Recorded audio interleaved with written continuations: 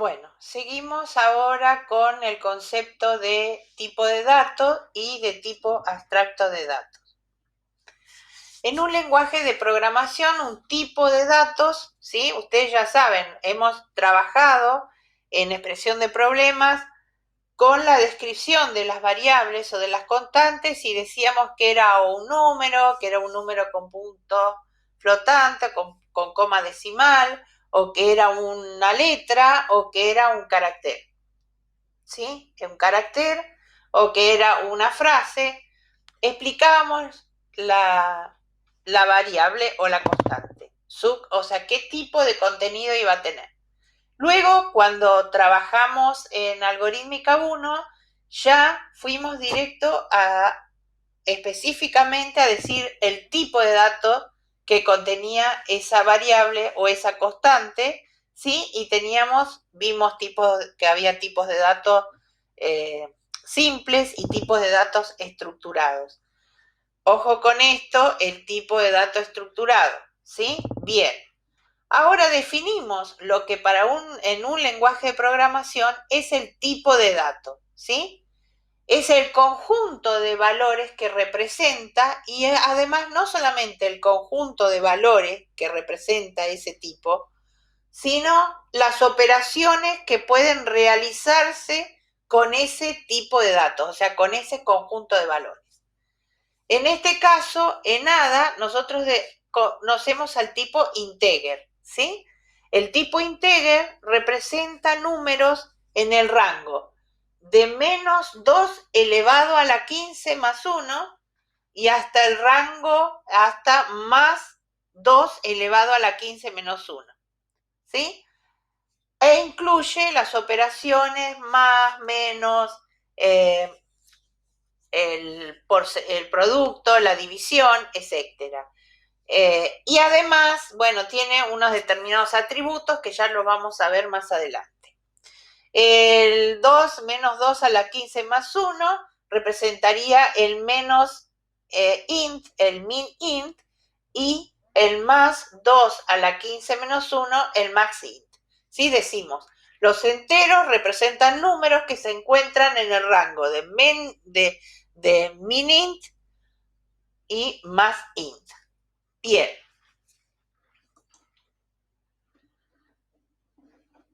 Tenemos los tipos de datos que, como dijimos, pueden ser tipo de datos simples o tipo de datos estructurados.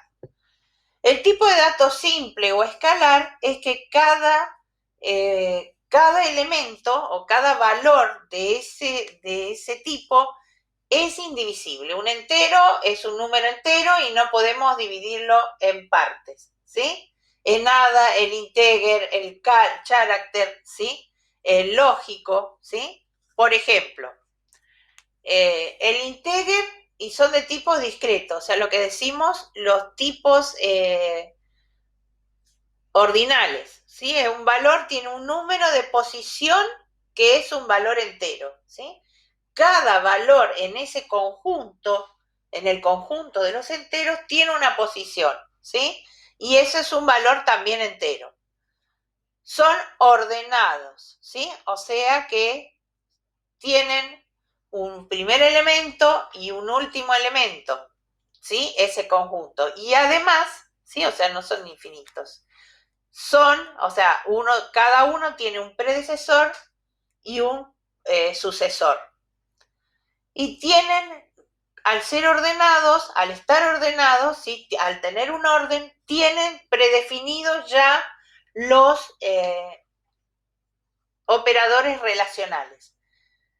Ustedes saben, y ya los conocen desde EPIA, que trabajamos con los operadores relacionales. Bueno, ¿cuáles son? El mayor, mayor igual, menor, menor igual, distinto. ¿Sí? Bien. Por eso ya el entero, tanto el entero como también el carácter, tienen predefinido esos operadores relacionales. Bien. Veamos ahora el tipo estructurado. Me preocupa el concepto que tienen ustedes de tipo estructurado porque también vuelvo a recalcar que cuando tomé examen, cuando ustedes rindieron los exámenes finales, la pregunta de ¿Qué es un tipo estructurado? Ejemplifique. No la contestan, ¿sí? O sea, no la contestan o por ahí dan los ejemplos, correcto, sí, pero no la definición, no el concepto, no tienen claro a qué se refiere. Un tipo estructurado o compuesto, ¿sí? Es todo tipo de datos que está compuesto por otro tipo de datos, ya sea simple o compuesto a su vez, ¿sí? Un arreglo, ¿sí? Una cadena, son tipos compuestos. ¿Por qué? Porque un arreglo está compuesto, es un conjunto de otro tipo de datos, que puede ser de tipo cadena, de tipo entero, de tipo flotante, de tipo carácter, de tipo booleano, etcétera, etcétera, ¿sí? Entonces es aquel que está compuesto por otro tipo de datos, ya sea simple o compuesto, ¿sí? O escalar o estructurado, que son sinónimos. Bien. Y se organiza con un determinado acceso a los elementos individuales. ¿Por qué? Porque nosotros tenemos un arreglo y tenemos que ver cómo acceder, es un conjunto, cómo accedemos de manera individual a cada uno de los elementos de ese arreglo.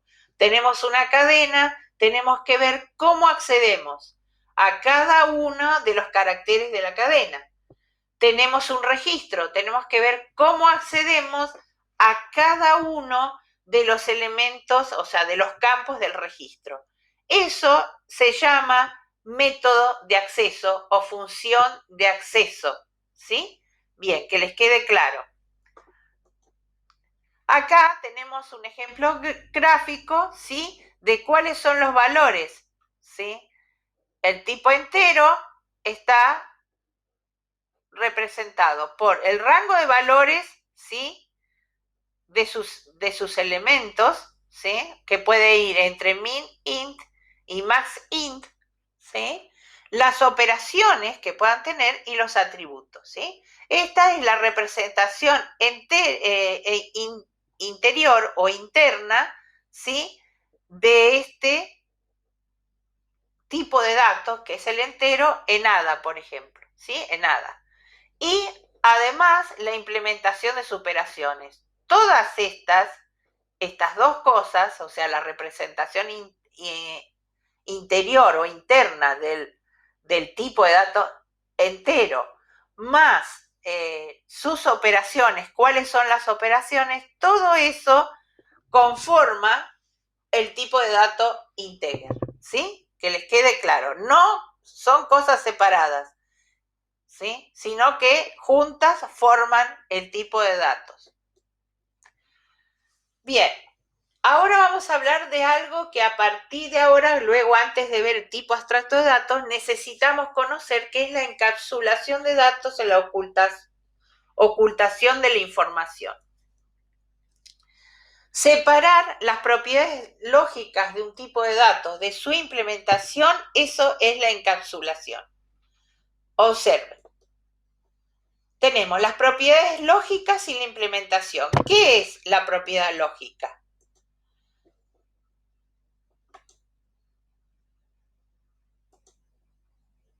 ¿Cuáles son los valores posibles? ¿Sí? ¿Y cuáles son las operaciones necesarias? Esto es lo que vimos recién, ¿sí? Es la definición del tipo de dato. La propiedad es lógica. Ahora, la forma particular que se hace en un determinado lenguaje de programación, esa es la implementación, ¿sí? ¿Cómo puede usarse el tipo de datos? ¿Cómo se hace nada? ¿Sí? ¿Qué cosa cómo se hace nada? ¿Cómo se representan los valores posibles y cómo se implementan las operaciones necesarias para manipular esos valores? ¿Sí? La separación de estas dos propiedades, ¿sí? O sea, de las propiedades lógicas y de la implementación, es la encapsulación de datos. A eso se refiere, ¿sí? Bien. Bueno, acá volvemos otra vez a lo mismo. Es la separación de la representación de los datos de las aplicaciones que usan los datos. Estas características facilita el ocultamiento de la información. En este caso, ¿cómo se representa el número 25? El número decimal, ¿sí? 25, que nosotros conocemos como 25, internamente en la computadora, en lenguaje máquina, se representa en sistema binario, se representa de esta forma, ¿sí? En cambio, en la aplicación, ¿cómo el usuario, cómo lo va a ver? El programador, ¿cómo lo trabaja? ¿Sí? ¿Cómo lo referencia? De esta manera, declarando la variable de tipo entero y asignándole a esa variable el número 25. Este es el lenguaje de programación o el lenguaje humano, ¿sí? Entonces, aquí tenemos ocultamiento de la información. ¿Por qué? Para usar el 25, para usar esta variable de tipo entero, el programador necesita conocer cómo está representado internamente en el lenguaje máquina el número. No, ¿sí? Entonces, aquí tenemos el ocultamiento de la información, o sea que es transparente al usuario, en este caso al usuario programador, ¿sí? Bien. Ahora vamos al tipo abstracto de datos, que es, como yo les dije en el primer video, que es el alma mater de nuestra materia, ¿sí? En nuestra materia vamos a hacer, o sea, a conocer los TAD que ya existen y además vamos a crear nuevos TAD, ¿sí? Bien, ¿qué es un TAD? Es un tipo de datos, que es lo que vimos recién, pero ahora no incorporado, sino definido por el usuario y que satisface dos condiciones. Y esas condiciones tienen que estar juntas, las dos a la vez, ¿sí? No son o una o la otra, tiene que satisfacer las dos, ¿sí? Debe existir la declaración del tipo y los protocolos de las operaciones tienen que estar todas en una unidad sintáctica, ¿sí? O sea, declaración del tipo y los protocolos de las operaciones sobre objetos de ese tipo, todos contenidos en una unidad sintáctica. Ya vamos a ver qué es eso, pero me refiero a la palabra protocolo. Cuando nosotros trabajamos con módulos, ¿sí? Vimos en pseudocódigo y luego lo vimos de nada, que se definían, esos módulos podían ser procedimientos o funciones y que nosotros, como empezábamos declarando un procedimiento o una función, poníamos la palabra clave o prosidio, la metapalabra prosidio o función, ¿sí? Y luego el nombre o el identificador que le íbamos a dar a ese módulo, a ese procedimiento o función, y una lista de parámetros formales, ¿sí? Bueno, esto nosotros le llamábamos encabezado del procedimiento o función.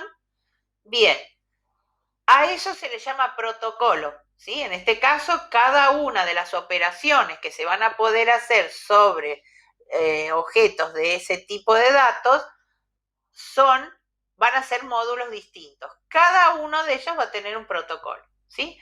Todo eso, la declaración del tipo y los protocolos, solamente los protocolos, no el desarrollo del módulo, sino los protocolos, tienen que estar en una unidad sintáctica, o sea, en un solo módulo, ¿sí? O programa. Bien.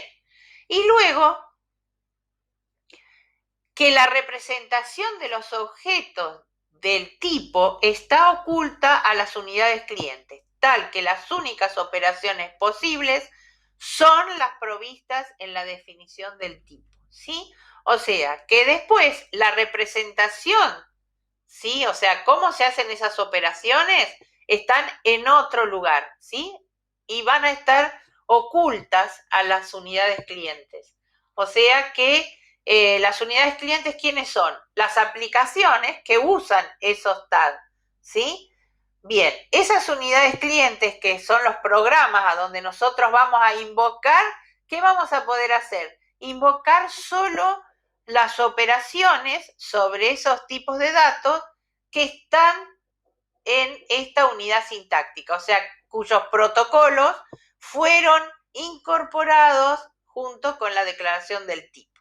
Otras operaciones no van a poder ser posibles. Bien. En este caso, gráficamente lo vemos. Este es un tab, ¿sí? Y esta es la unidad cliente o el programa que va a usar el tab, ¿sí? Bien, fíjense, tenemos en este tab la definición del tipo, o sea, estructura de datos, la definición de la estructura de datos, ¿sí? Y cuáles son las operaciones, o sea, los encabezados y las operaciones que pueden hacerse con elementos de este tipo, ¿sí? De este tipo. Entonces, existe una interfaz entre el tag y la unidad cliente. La unidad cliente, o sea, el programa, le va a pedir realizar una operación con esta determinada estructura de datos. ¿Sí? El TAD, en la parte donde están explícitas las operaciones, o sea, en el cuerpo de las operaciones, va a ejecutar la operación y va a devolver un resultado al programa, ¿sí? Pero el programa desconoce, solo invoca, desconoce cómo se hacen las operaciones que están en este TAD, ¿sí? Bien, en el caso nuestro, y de ustedes especialmente, van a ser usuarios de ambos. O sea, ustedes van a ser usuarios de usuario programador que va a utilizar el TAD, pero no necesariamente tiene que conocer cómo están, o sea, ¿sí? Ustedes van a programar esto, ¿sí? Esta aplicación sin conocer cómo están implementadas, solo van a invocar a la función, ¿sí?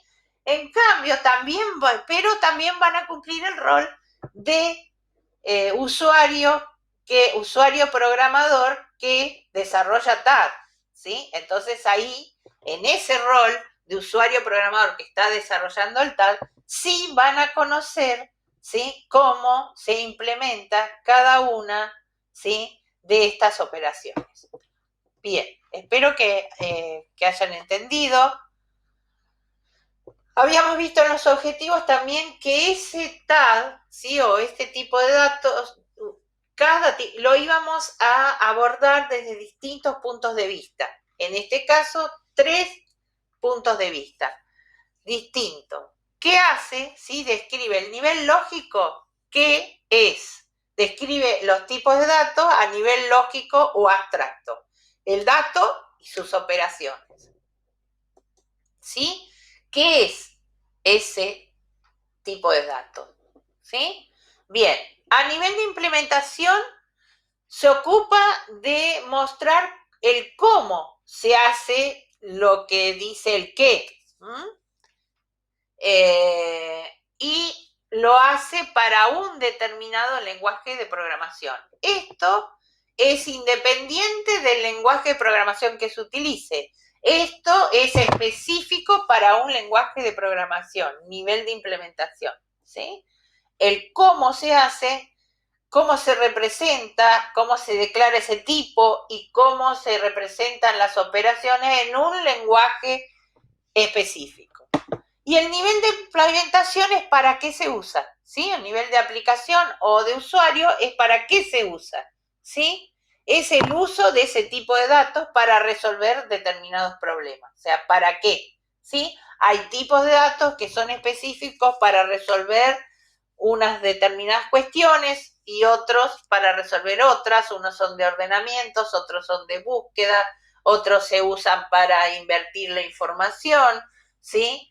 Para almacenarla de una manera, el primero en entrar es el primero en salir, en otra el primero en entrar es el último en salir, así, ¿sí? Bien. Esto es el nivel de aplicación. ¿Para qué se utiliza? Bien, vamos a un ejemplo. En este caso, el nivel lógico decimos qué es y qué hace. ¿Qué se hace con esos valores? Bueno, queremos representar el dominio de una colección de libros. Una colección de libros, ¿y qué se puede hacer con esas colecciones de libros? Prestar un libro, devolver un libro, pagar la cuota, reservar el libro, ¿sí? Bien, ¿qué es cada libro? ¿Qué es lo que va a contener? El título, el autor, el ISM, ¿sí? Su código, etcétera, etcétera. Cantidad de páginas, bien, edición, etcétera. El nivel de implementación es cómo se representa esa colección de libros para un lenguaje específico. Entonces, ¿cómo se va a representar? Vamos a decir, esa estructura es para contener los elementos de la biblioteca, la vamos a llamar biblioteca.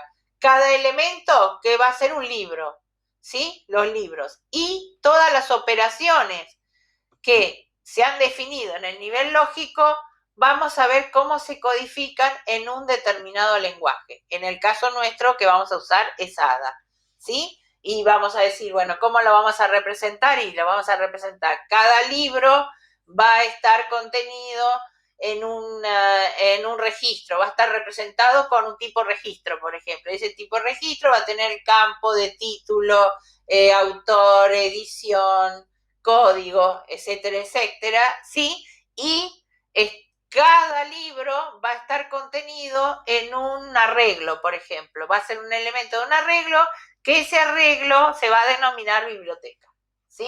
Pero porque nosotros, y después vamos a hacer leer la biblioteca, ¿sí? ¿Cómo es? Tomar un elemento y prestarlo, devolverlo, ¿sí? Bien. Eso sería, por ejemplo, en ADA, porque ADA nos permitiría hacer eso. Y el nivel de aplicación, bueno, muy fácil. ¿Para qué voy a usar una colección de libros que la voy a llamar biblioteca? Y para solucionarle los problemas a la biblioteca de la universidad o a la biblioteca pública municipal o a la biblioteca del departamento, ¿sí? Etcétera. ¿Se entiende? Este sería el qué, el cómo y el para qué, ¿sí? Bien. Bueno, espero que